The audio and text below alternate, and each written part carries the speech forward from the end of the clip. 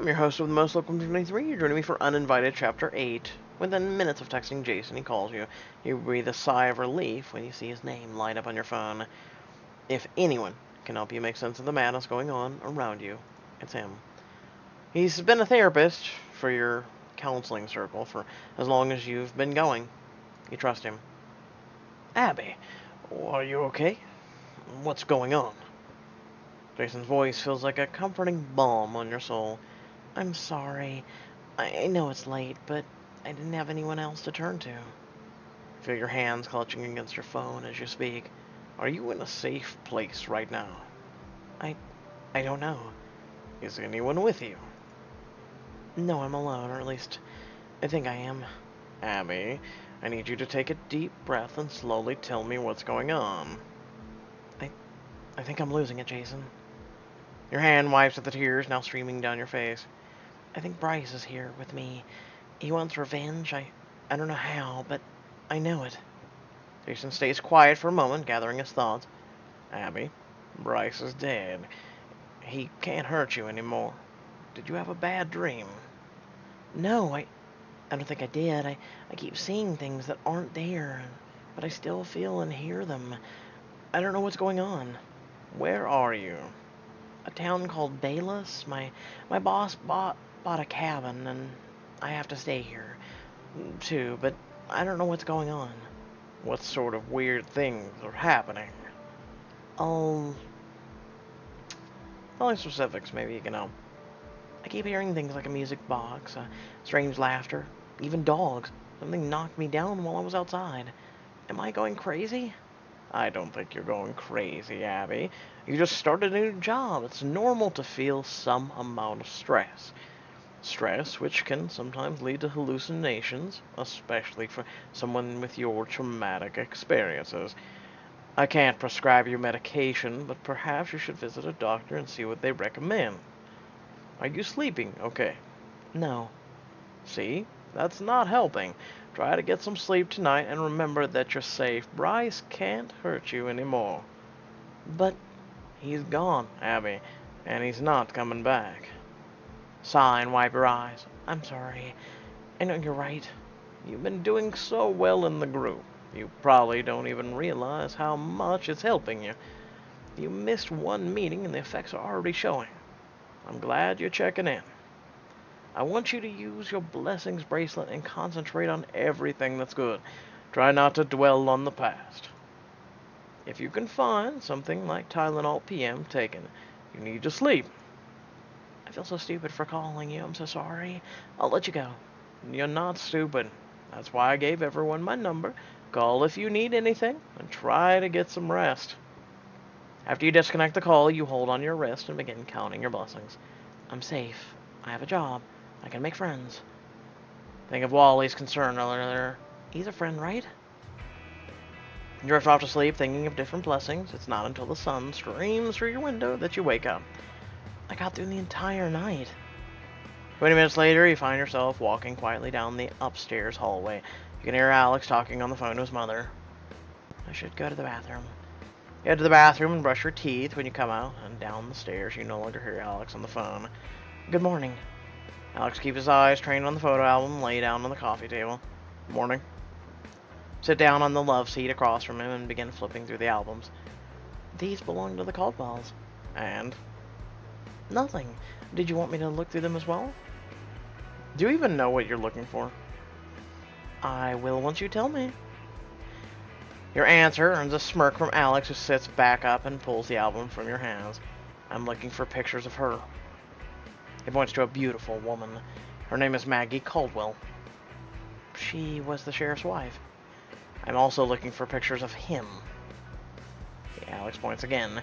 Your eyes settle on a dark-haired man with light blue eyes, highlighted by strong cheekbones. You clear your throat as you look back up at Alex. Did you have something to say? His body looks tense as he starts flipping through another photo album. Not really. Do you know this man? No. Was he a friend of the family? Depends on who you ask. It was a vague answer, but you nod as though it made perfect sense. So do you mind telling me why you want to find pictures of these two? Not just them. Sheriff Caldwell, too. Why? Let's just say that these three each have a part to play in what happened here. That was years ago. Why do you care so much about what happened? You didn't even own it then. But it's exactly why I own it now. With a saddening smile, he pulls out a photo of a little girl holding a rag doll. I want to know what really happened to her. But why?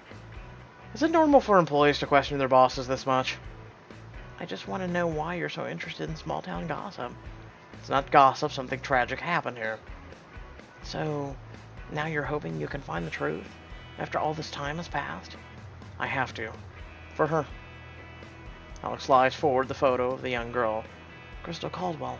Why? She was my sister. The sheriff's daughter. How's that even possible? A corner of Alex's mouth tucks upward. Who said she was the sheriff's biological daughter? Not her biological father. What are you talking about?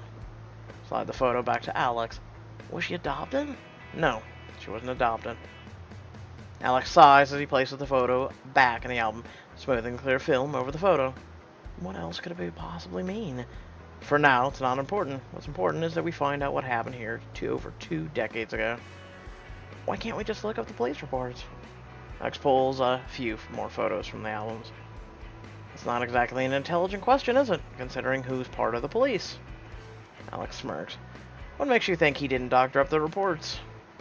He thinks there's a police conspiracy. Digging into this could be dangerous, but also kind of exciting. I'll say I'll be investigating. Okay, man, I'll help you. You nod, and this is your job, after all, helping Alex Carter. He raises an eyebrow. You do realize that you do get paid to assist me, right? I'm supposed to get a check for helping you, not for solving murders that happened before I was born. Alex clears his throat before crossing his arms and hitting you with an irritated expression. Sorry. Why are you apologizing? Because you look angry? You're always apologizing. Just his mouth and thought. Do you feel guilty? About what? He doesn't answer, which makes you come up with several possibilities in your head. I think he's talking about murdering Bryce. I don't know how I can feel guilty. It was a monster that took so much from me, but I took his life in return. Forget it. All I need from you is to find everything you can about Sheriff Caldwell. And how am I supposed to do that? I was told you got close to Maria's. Was that not the correct information? You nod. I did, but then that's enough. Between those women, I expect you to find out everything he's been up to in the past 25 years. Everything. Do you understand me? I'm not trained for this. There's gotta be a better way to get information. I'll tell him I'll do it. I'll find out as much as I can, sir. Good. It shouldn't be too hard. They seem to be willing to talk about everything. They'd probably tell me their social security numbers if I asked. A moment of silence goes by. Do you think Sheriff Caldwell had something to do with his wife and daughter's murder? You don't know what happened that night, do you? No. All I know is that Crystal Caldwell was killed. So much has been told about that night, hardly anyone knows the factual and what's fake anymore. The Crystal was murdered. That's true. She was alone with her mother on a stormy night. From what the police reports indicated, and what the private detective gathered, an intruder broke into the home. So, you did look at the police reports. You point a finger at your boss, who responds with a frown. Quickly lower your hand. Yes, of course I did. The reports were vague. Not a single person could adequately testify to what really happened. Supposedly the sheriff's wife was waiting for him to come home, but he didn't. He never made it home that night. Why not?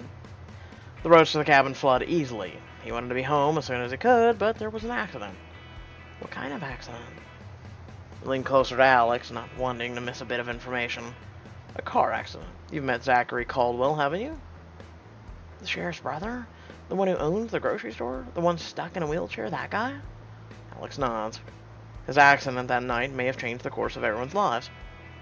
Why do you say that? Was he the reason Sheriff Caldwell was kept from home? Correct. That's one theory. He clearly thinks something else happened. Why isn't he telling me? I'll let it go. I guess it's hard to know for sure.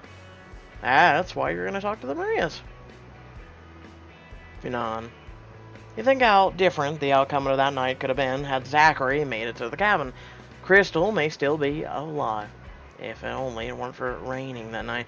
Such a small thing and such a large consequence. What other consequences were there? You look up at Alex. You said the accident changed everyone's life. Who else was affected by the accident? Zachary. He wasn't always in a wheelchair. You mean that accident was what caused his handicap? Alex nods. You stand up, pacing around the sofa Alex is sitting on, trying to piece the crumbs of the information together. So how is Crystal Carter your sister? You said she wasn't adopted. Right. Was she kidnapped? The surprise in your voice causes Alex to roll his eyes. No. Then I don't get it. You don't have to. Just know that she's my sister. Sit back down, your fingers tapping against her blessings bracelet. Why are you telling me this? Aren't you afraid I'll tell those reporters? Did you read the contract Felicia had you sign? I read some of it. I may have skimmed over a few parts. You didn't fully read a legally binding document before signing it? I don't really understand a lot of it. Well, when I give you something to read, I expect you to read all of it, figure it out. Is that clear? Yes, sir. Anyways, there's a confidentiality clause in the contract. If you tell anyone of any of us, not only would you owe me a large amount of money, you could end up in prison. Gasp. He has to be lying. But I can't chance it. Don't worry, I don't plan on sharing your secrets. It's just what you're saying doesn't make any sense. If she wasn't adopted and the sheriff isn't her father, I'll drop the issue. I don't know, I'm confused. And you don't need to know. All you need to focus on right now is Sheriff Caldwell. While you and Alex sit in the living room going through photographs, Wally stays hidden in the adjoining kitchen. He has overheard the entire conversation. He frowns before pulling out a cell phone and quickly sending a text. Wait. Oh. Maybe that's why he had Wally stay. Okay, so... excuse my yawn.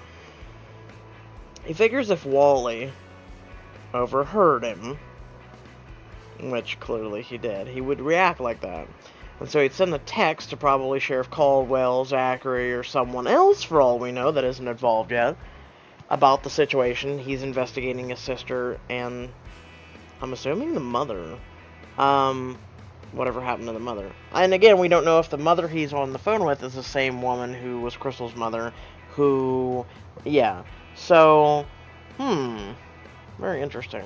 Very interesting indeed. With that being said, I hope y'all did enjoy the video. Feel free to like, comment, share, subscribe. I tried to speed through that. Kind of having a downer.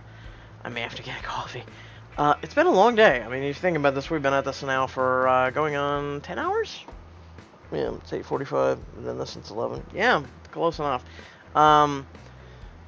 We're 2 chapters from being completely done. I also did a few other things that are on the back burner right now that I'm waiting to upload while we get all this fresh content out. So with that being said, I don't know if I did my outro, but here it goes. Like, I'm sure, subscribe to the video or channel. Also, head down description below, links to social media, our Discord, and a few links to support me and my content. It's greatly appreciated. And until next time, stay well, stay awesome, and I'll catch you on the next video. Peace.